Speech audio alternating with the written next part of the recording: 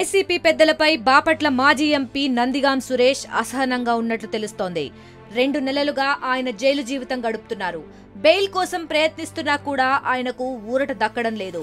పరామర్శించడానికి వచ్చిన నాయకుల వద్ద పార్టీ పెద్దలపై నందిగాం సురేష్ ఆగ్రహం వ్యక్తం చేస్తున్నారని వైసీపీ నేతలంటున్నారు. తాడేపల్లిలో వైసీపీ పెద్దలంతా ఏం చేస్తున్నారని, నెలల తరబడి జైల్లో ఉంటే బయటకు తీసుకురావడానికి పెద్ద లాయర్ను పెట్టాలనే ఆలోచన కూడా లేదా అంటూ ప్రశ్నిస్తున్నారని వైసీపీ నాయకులు చెప్తున్నారు. ఇదిలా ఉంటే నందిగాం సురేష్ పై వైసీపీలో ఏ ఒక్కరికి కూడా సానుభూతి లేనట్టు తెలుస్తోంది.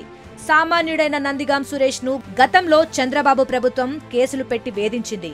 దీంతో ఊహించని స్థాయిలో వైసీపీ అధినేత జగన్ నందిగాం సురేష్ ను ఆదరించి బాపట్ల ఎంపీని చేశారు.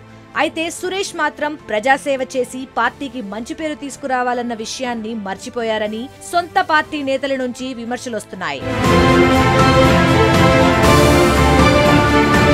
కరోనా సమయంలో నందిగాం సురేష్ కృష్ణానదిని కొల్లగొట్టి భారీ మొత్తంలో సొమ్ము చేసుకున్నాడని వైసీపీ నేతలు ఆరోపిస్తున్నారు.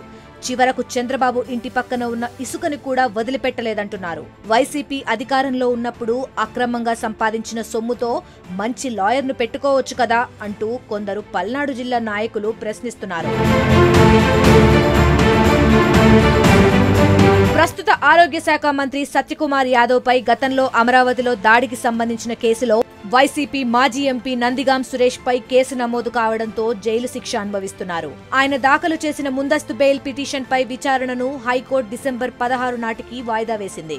అప్పటి వరకు ఈ కేసులో పీటీ వారెంట్ వేసి సురేష్ ను రిమాండ్కు ఇవ్వాలని కోరవద్దని హైకోర్టు పోలీసులను ఆదేశించింది. మరిన్ని వీడియోస్ కోసం ఛానల్ ని సబ్స్క్రైబ్ చేయండి. లేటెస్ట్ అప్డేట్స్ కోసం వాట్సాప్ ఛానల్ ని ఫాలో అవ్వండి. ఆ లింక్ డిస్క్రిప్షన్ లో ఉంది.